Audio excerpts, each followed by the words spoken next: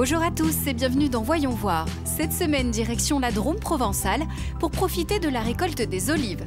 Ici, on cultive la tanche, une variété que l'on trouve exclusivement dans les régions nyonsais et les baronnies et qui a obtenu en 1994 le précieux label AOC. Rencontre avec Bernard Audran, oléiculteur depuis 20 ans et producteur adhérent dans la coopérative du Nyonsais Vignolis. Bonjour Bernard. Eh bien bonjour. Merci beaucoup de prendre le temps pour nous. On va découvrir une belle aventure, celle de l'histoire de l'huile d'olive de Nyons. Alors déjà un point peut-être sur ce secteur, un petit point géographique. Où est-ce que nous sommes? Nous sommes dans le sud de la Drôme. Donc nous sommes à Nyons, quartier des Tuillères. Donc comme vous le voyez, on domine toute la ville de Nyons. Et donc nous sommes sur l'appellation AOC Nyons, donc avec cette magnifique olive qui est la tanche. Voilà. Et on va découvrir ce fameux cahier des charges parce qu'effectivement, donc c'est bien vert autour de nous. Est-ce que on est donc sur une zone protégée, contrôlée? Est-ce que ça vient du sol? Est-ce que ça vient de l'air? Est-ce que ça vient de ces arbres qui sont centenaires, je crois? Où est la spécificité de Alors cahier la spécificité de Nyons, c'est donc j'en reviens au fait que ce soit la tanche. Et la tanche, en fait, elle ne peut résister qu'à un certain niveau de froid. Donc Nyons, c'est on va dire le maximum et le minimum. Il y a un microclimat à Nyons. Et donc ce microclimat il favorise l'olivier. Alors ni trop sec et surtout pas trop humide. Et donc on a quelque chose qui favorise cette variété qu'on ne trouve pas ailleurs en France. Oui, justement, voilà. On dit qu'elle est unique, cette olive. Alors est-ce que vous avez aussi un travail unique sur ces arbres? Parlez-nous un petit peu de votre métier, peut-être du calendrier sur l'année. Comment est-ce qu'on est oléiculteur? Le calendrier sur l'année, on va déjà démarrer la floraison qui se situe au niveau du mois de mai-juin. Donc là, il faut que tout se passe bien, mais en principe, ça se passe bien. Et ensuite, on a l'été qui est des fois un petit peu sec, mais c'est pas grave, on amène un petit peu d'eau ou pas, en fonction de l'été qu'on a. On essaye de lutter contre la mouche avec les moyens que l'on a, le plus doucement possible avec une traçabilité très stricte. Et une fois qu'on a passé ce cap, il reste la maturité à obtenir.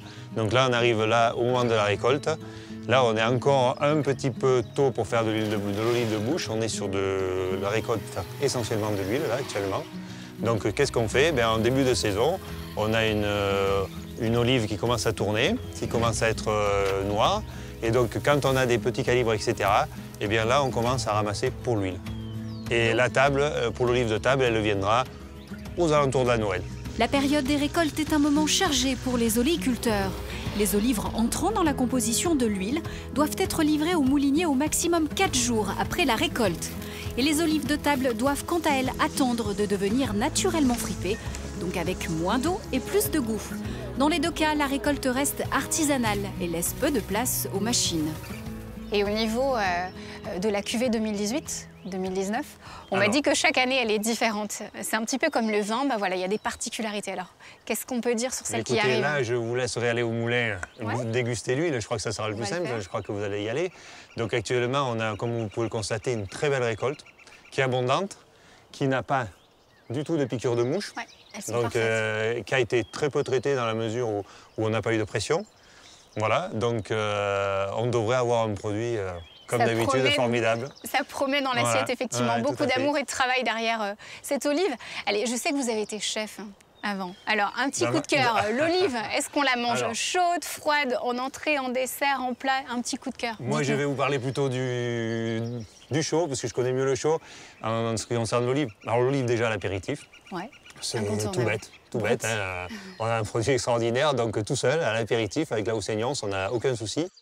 Une simple pentade rôtie, dégraissez le jus, vous le liez avec un peu d'affinade, il n'y a pas plus. Vous n'avez pas besoin d'aller chercher plus loin. Je pense qu'on est partant. Je pense qu'on est tous conquis. En tout cas, on va vite aller rejoindre la boutique, la coopérative. On va pouvoir enfin déguster et parler de cette olive. Elle part où? Qui la consomme aujourd'hui? Merci beaucoup Bernard, merci bien. Le temps de rejoindre la coopérative Vignolis qui rassemble plus de 350 oléiculteurs de Nyons. Direction l'Isère où les gourmands se rassemblent autour du mûrson. C'est l'un des produits phares du plateau mathésin. Un saucisson à cuire au goût inimitable, né à l'époque où l'on tuait encore le cochon au début de l'hiver pour passer la saison maigre. Le mûrson, c'est son nom, se distingue par un goût légèrement anisé qui donne toute sa fraîcheur à la viande.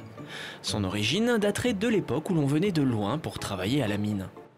Ah, les origines, il y a un long débat, un très très long débat. On ne sait pas si ça vient d'Italie ou de Pologne. En tout cas, c'est un produit d'émigration. C'est-à-dire que les gens, quand ils sont venus travailler sur la matésine, ils ont apporté leurs recettes, ils ont apporté leurs touches. Et puis ça s'est marié avec ce qu'il y avait déjà sur le plateau. Et donc on a trouvé les plantes du coin et le saucisson. Donc ça a permis de créer un tout nouveau produit qui à l'époque permettait de nourrir les gens. La société Mode Viande à la Mure est spécialisée dans l'élaboration et la distribution des produits du terroir mathésin et en premier lieu dans celle du Murson. Celui-ci se fabrique avec de la viande de porc exclusivement. L'épaule apporte la structure du saucisson, la poitrine son côté moelleux. On trie la viande puis on la hache sur une coupe au couteau mécanique pour lui garder une consistance plus épaisse et rustique avant d'y ajouter les ingrédients qui le différencieront d'un saucisson à cuire ordinaire. Ici, on a les ingrédients qu'on va incorporer dans le Murson. La betterave qui va permettre de garder sa couleur rose à la viande, le sel, le poivre et les épices qui vont permettre de conserver le produit et de lui donner du goût. Et évidemment, l'ingrédient secret, celui dont tout le monde rêve, le carvi. Donc le carvi qui est la plante locale qui va agrémenter le Murson et donc en faire un produit extraordinaire. Le carvi ou cumin des prés produit de petites graines au goût anisé qui donnent toute sa saveur au Murson. On ajoute ensuite le cognac qui va permettre de conserver le goût, puis on peut mettre la chair dans les boyaux. Laurent et Martine Jaunet sont fiers de leurs produits. Depuis qu'ils ont repris l'entreprise il y a une quinzaine d'années, ils s'efforcent de le faire connaître au-delà des frontières de l'Isère. Avec d'autres producteurs du plateau mathésin, ils s'unissent pour obtenir une IGP, indication géographique contrôlée. L'objectif, c'est vraiment de valoriser ce patrimoine gastronomique mathésin. Il a de quoi faire, on a quelque chose de très très bon et il faut le faire savoir et se protéger par rapport à des contrefaçons. Et les chefs étoilés locaux ne s'y trompent pas, comme Christophe Haribert qui sert du Murson dans son restaurant Les Terrasses à Uriage. Nous sommes de retour à Nyons, dans la Drôme. Au pays des olives, la coopérative agricole Vignolis est une institution incontournable du paysage du Nyonçais et des Baronnies. C'est ici que sont fabriquées les olives de table et l'huile au label AOP. Anne-Laurent, bonjour. Bonjour. Merci beaucoup de poursuivre avec nous l'aventure de cette olive de Nyons. Alors on voit beaucoup de produits autour de nous. On peut enfin goûter cette huile d'olive sous différentes formes. Mais avant ça, on va faire un point sur cette coopérative. Alors qui se cache derrière cette coopérative? Quelle est son histoire et surtout ses acteurs? Alors la coopérative de Nyons, c'est une vieille institution, puisqu'elle a été créée en 1923. Et on a une particularité aujourd'hui, c'est qu'on est une coopérative avec une activité oléicole telle qu'on l'a vu ce matin, mais également une activité vinicole, une activité fruits et puis une activité approvisionnement. Et ça, c'est une particularité parce qu'une coopérative avec 4 activités qui fournit un service à ses agriculteurs, je dirais, conséquent, est un petit peu une exception dans le paysage des coopératives françaises. Sur la partie coopérative, nous avons 1150 adhérents. Plus particulièrement des adhérents qui sont oléiculteurs, on en a 350. Et ces agriculteurs représentent à peu près la moitié de la production d'huile d'olive et d'olive de Nyons en appellation d'origine, puisque nous produisons à peu près 200 tonnes d'huile d'olive par an et 200 tonnes d'olive noire de Nyons par an également. Alors, quelles sont les palettes de produits qui sont fabriquées ici à la coopérative? Alors, la coopérative, à partir des olives fraîches qui nous sont livrées tous les jours, en fait, on produit de l'huile d'olive, on produit des olives noires de Nyons, et puis, une fois que ces olives noires de Nyons sont prêtes à être consommées, on peut faire des tartinables.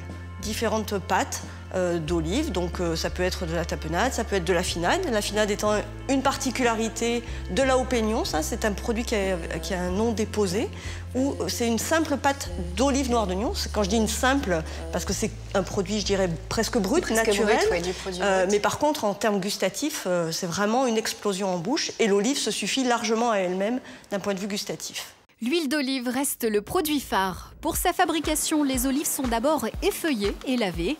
Elles sont ensuite écrasées par un broyeur. On obtient alors une pâte qui sera séparée en 3 types. Les déchets, comme la peau et le noyau. Le deuxième constitué de la chair de l'olive et de l'eau.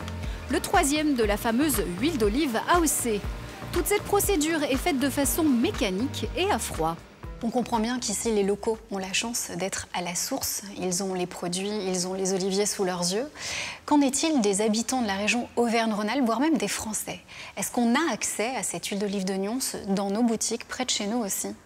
Alors, l'intérêt d'être dans une coopérative aussi, c'est l'intérêt d'avoir une quantité suffisante pour être commercialisée en dehors de la zone. Donc bien évidemment, il y a cette boutique qui est importante, où on montre notre savoir-faire à nos consommateurs, mais notre huile d'olive, effectivement, se retrouve au niveau régional et au niveau national dans diverses boutiques, que ce soit dans des épiceries fines, que ce soit chez des cavistes, on retrouve cette huile d'olive de Nyons.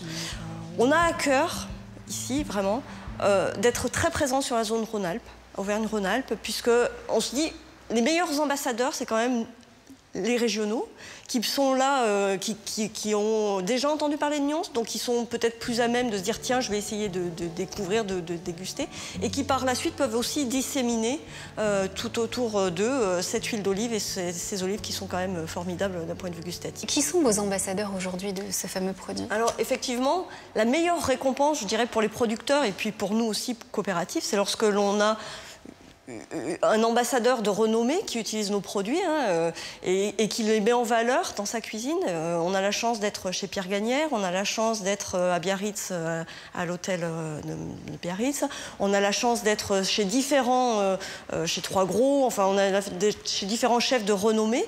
Et puis localement, on travaille aussi avec un chef étoilé qui est Julien Alano, le chef étoilé du Clair de la Plume, et avec qui on a travaillé plus particulièrement à la mise en avant de nos produits, et on a travaillé avec lui récemment à la mise au point d'un produit qui est une macération d'olive noire de Nyons dans une huile d'olive, et avec un goût vraiment inattendu sur de l'huile d'olive, puisqu'on retrouve notre goût d'olive noire de Nyons dans cette huile d'olive.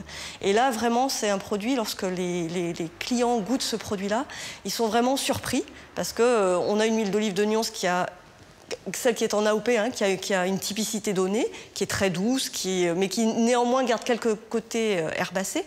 Sur cette huile d'olive dans laquelle a macéré des olives noires de Nyons, on est sur une palette aromatique complètement différente.